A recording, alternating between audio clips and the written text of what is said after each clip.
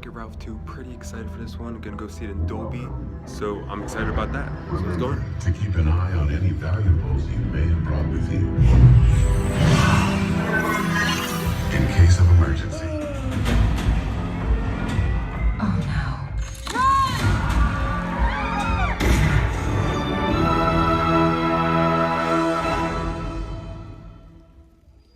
I like that game.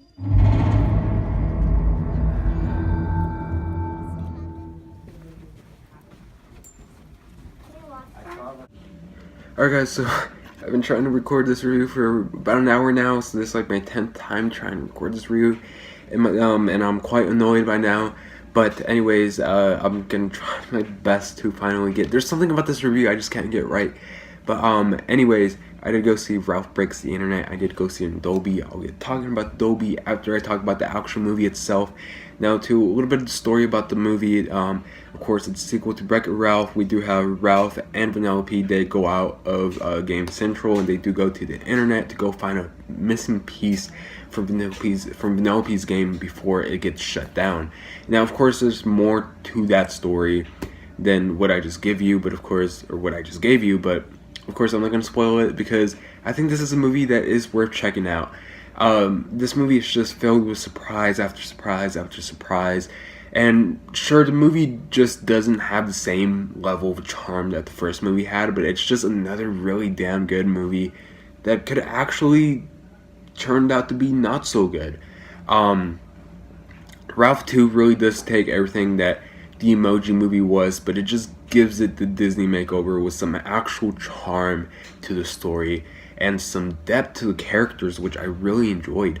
I think that the friendship between Ralph and Vanellope here is really fleshed out because, I mean, they have been friends for 6 years now. You know, this movie takes place 6 years after the events of the first movie.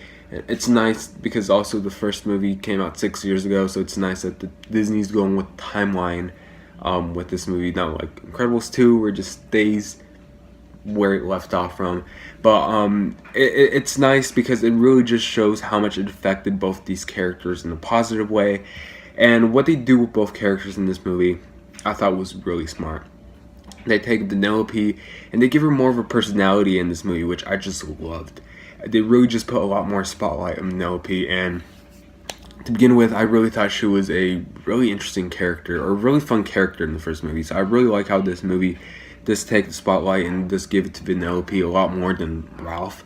And I thought that her character was very enjoyable in this movie. And I think what they did with Ralph in this movie was also very smart, because what they did with his character emotionally in the third act of the movie and how they used it as a plot point for an action scene in this movie, I thought was honestly brilliant. If you've seen the movie, you know what scene I'm talking about. And of course, the voice acting here is very good. We do have some of the returning voice actors from the first movie, you know, John C. Reilly, Sarah Silverman, Jane Lynch. We do have all those. And of course, Alan Tudyk, who he seems to be in every Disney movie, but of course he's not playing King Candy in this movie. He's playing another character. But we do have some other voice actors voicing new characters into this new world of Wreck-It Ralph, basically. We do have a character named Yes, who is voiced by Taraji P. Henson, and I thought that her character served the purpose to a plot point of this movie. And Gal Gadot, who actually, this is her very first time voice acting, and I thought she did a very good job, because she voices this character from another racing game who Vanellope gets along with, and she serves purpose to another plot point in this movie. And I just really like when these newer characters really do serve a purpose to the actual story of the movie, because a lot of studios be throwing out sequels and they be throwing new characters into these sequels, and the characters don't really have anything to do. But in this movie, the newer characters in this movie do have something to do in this movie, and they really do have more of a purpose. Now, many people think that everything that was going on with Disney in this movie, you know, having Disney properties such as the characters from, you know, Disney Animation Studios, Marvel, Star Wars, the Princess, cameos, many people thought that that was just filler for the story. But I actually think that it just kind of serves some type of purpose to the movie, because, you know, the story of this movie is relying on the internet And they really just took advantage of that and had fun with that, because you don't want to do the same mistake that Emoji Movie did, which was basically make a hour-and-a-half advertisement of websites like Spotify and Twitter. Of course, they do have Spotify and Twitter in this movie, but they don't feel like they're too important to the story.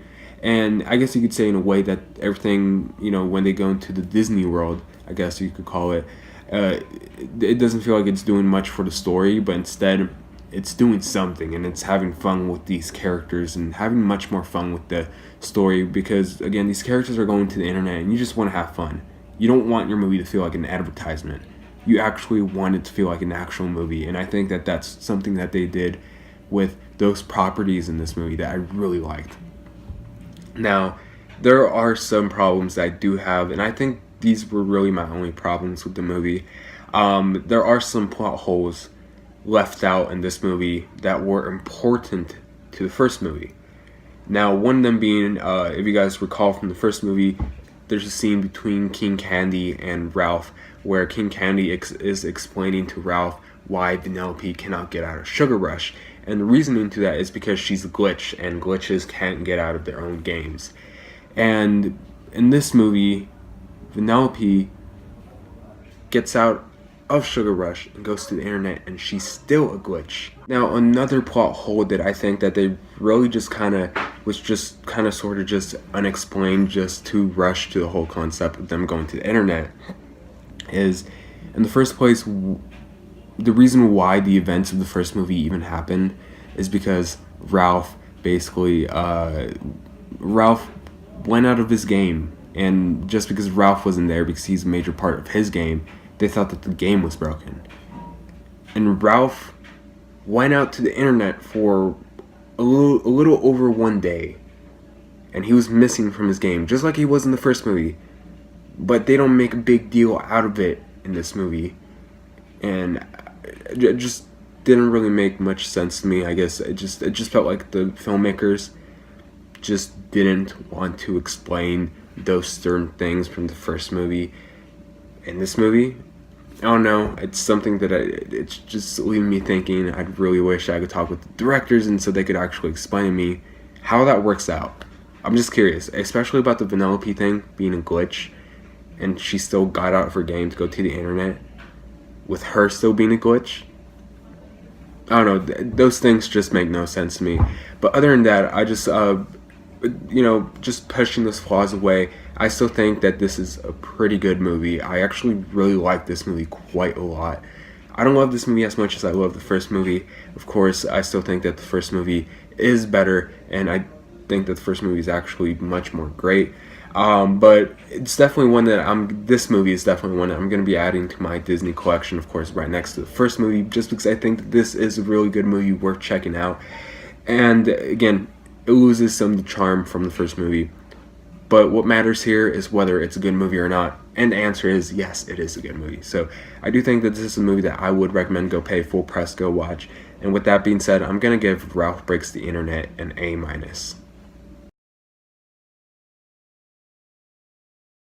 I almost went for a B+ for this movie, but because I really love what they did with that third act, I did decide to push it to the A-. But I did see this movie in Dolby, and I thought that the Dolby Vision, this movie, the projection, it was quite bright and really highlighted a lot of those scenes where they were in Sugar Rush, and of course when they were out on the internet.